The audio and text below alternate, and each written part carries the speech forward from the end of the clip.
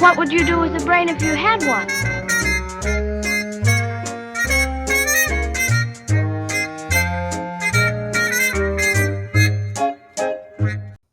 Welcome back to the channel. Glad to have you here. Let's tell you what's going on with this engine. Two of you got it right. This is a Buick 300. Now, something 7872, Ray Nelson 7872, something like that. And then the other one was JJ and Sons, who's another pro streeter. I enjoy watching his videos. So definitely go check his channel out, but I'll put that link in here as well. But anyway, those guys got it right. It is a Buick 300. Now, they both had more detail in their comments, and that is that it must be a 64 because that was the only year that came with aluminum heads and intake, which is true. But the block we're going to be using is going to be a 66. Now, this is not the block we're using. I want you guys to know that Dallas Brown of the American Hot Rod Association and Mr. Rodder's Neighborhood here on YouTube is actually working on the engine as we speak. We got a couple things I need to explain, right? A lot of you are expecting me to see me work on the Brat, especially with only a couple months left till the No Name Nationals, less than 2 months left till the No Name Nationals. Secondly, the rest of you are probably here because you thought I was going to do a full-on Pro Street, full custom frame, big tires, big engine, blah, blah, blah in this truck. As you know, we talked about in the last video, I needed to get this truck out of the garage because when you take a car apart, it takes up a lot of space. So I thought, you know what? Let's put it back together just to get it out of the garage, and that way I'll have something to drive. We picked up a RAV4 on the cheap that we can use as a second vehicle, but I don't want to say it too loud because it's sitting right there, but I just don't really enjoy driving it. It's got electronic steering, and I do not like the way that feels. But right now, the Subaru has been put outside. The red truck is back on its original frame, and all the Pro Street parts are on the shelf and in the corner over here, including our big black Mopar. All right, so I pushed the Subaru outside, like I said, and that's because two reasons. One, it looks cool as yard art, so I'm fine with it sitting out there. It's so far from done that it really is yard art at this point. Like, I like it, but there's so much work involved to finishing that thing. And really, if I could just find the resources to focus on one project, it would be the Pro Street version of this red and silver truck. It wouldn't be the project we're doing right now, and it wouldn't be the Subaru Brat. I would focus on this first, and then once this thing had big tires and that big black Mopar rattling around between the front fenders, then I would be content to move on to other projects. You'll notice I've got it back on the original frame, and that's not our plan, right? We were going to do a full custom frame to put the big tires in it. We were going to put a big black Mopar in it, and now what do we got sitting here? We got that Buick I told you guys about. So, so here's the deal. We were going to put the truck back together and just drive it around stock to make room in the garage. And then we were going to focus on the Subaru and build that. So if I'm going to get the S10 running again, I want to be able to use it as a truck for the shop. And I don't want to damage this body before I get a chance to build a Pro Streeter out of it. So I'm like, well, what if we do, you know? And so I thought about it and I decided I want to build a flatbed, maybe airbag the truck just to make it cooler and make it easy to carry loads and to be able to carry plywood or drywall or engine blocks or anything else I want to carry up on a nice steel deck or an aluminum deck or whatever, but on a deck and use it as a damn truck. And to do that, I can use that gray cab out there, right? So I have the cab sitting there. I can put it on here and build a flatbed, and that would be super cool. And I've already started collecting parts for it. But, so I was talking to Dallas Brown about it. And Dallas was like, yeah, it's cool, blah, blah, blah. You're going to do it, put in it. And I'm like, I was just going to put the 4.3 back in it, but that's not cool. So maybe I'll put one of these small block Chevys in there. So I pulled those out, worked on them a bit. You guys didn't see that because it was during my hiatus. But I pulled out the small block Chevys and went through them. I wasn't really super enthused about putting a small block Chevy in it because it's just so overdone. You know what I mean? It's overdone. It's like listening to Stairway to Heaven. Yeah, it's a great song, but I don't need to hear it again. So I was talking to Dallas. Dallas said, well, what if you put a Buick 300 in it? And we got talking some more, and Dallas offered to give us one of his Buick 300s and donate some of the parts to us, and I just had to pay for the stuff he doesn't have, basically. And he sold me on the engine. So let me tell you why I want to run this engine in our little flatbed truck. All right, so this is a 66, well, this isn't. The block we're using is a 66 Buick 300 block. It is cast iron.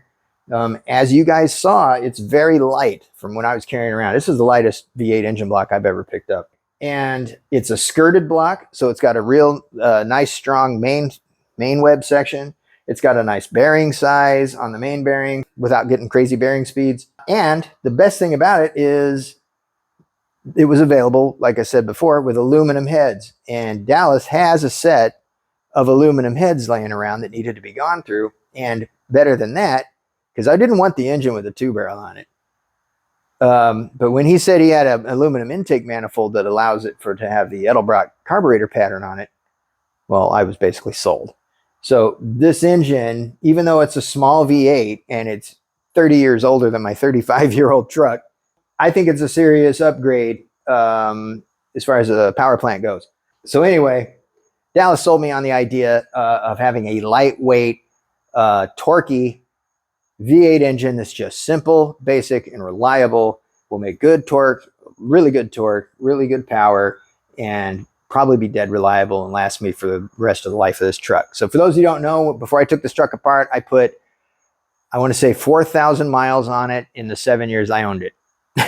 So I don't drive the wheels off of it. Okay, so that's what we decided to go with. I'm going to use Dallas's engine in our flatbed project.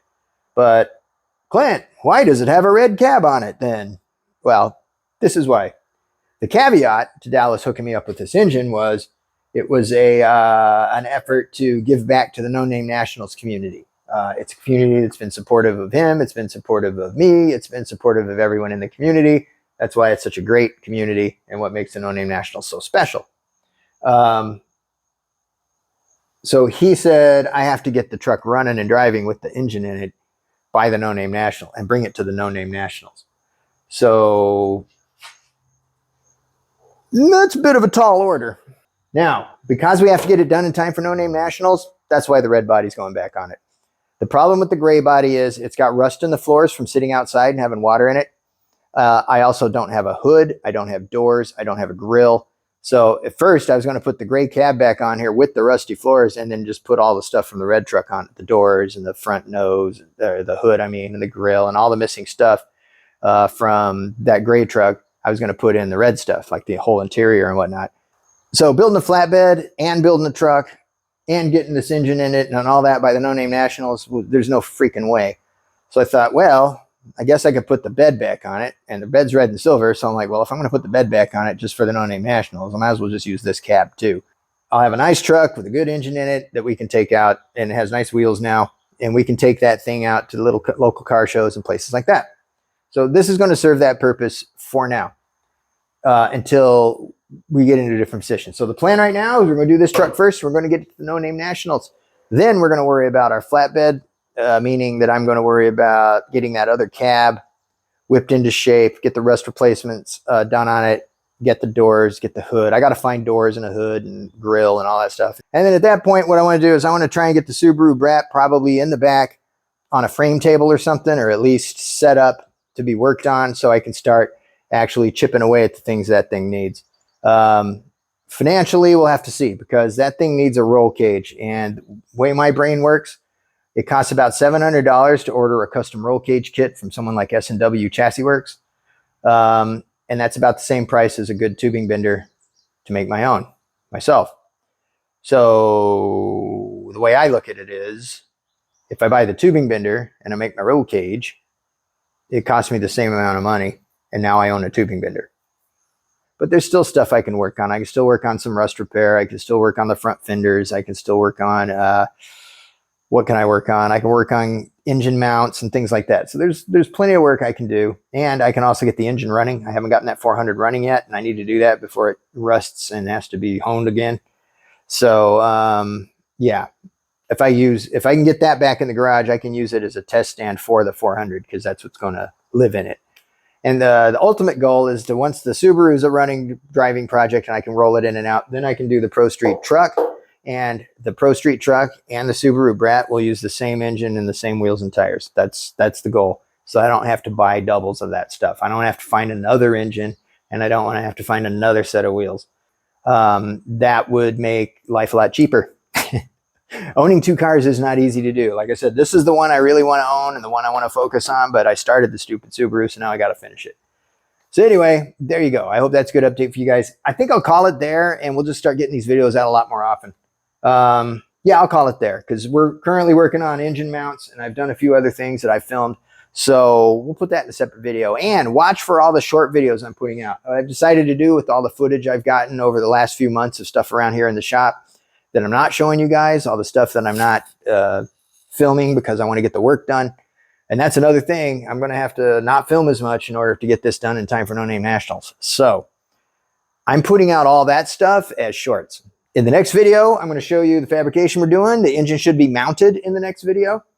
And I'll show you the aluminum bracket we fixed, but you'll see that we needed an alternator bracket, and Dallas had one, an aluminum bracket, but it was broken, so we fixed that. All right, so yeah, that's it for today's video. Hey, come here. Hey, say hi to everybody, Maggie. No? Okay. All right, guys, thanks so much for watching. Really appreciate it. I will see you again shortly. Thanks, man. I really do appreciate you guys. Take care of yourselves, and we'll see you in the next one.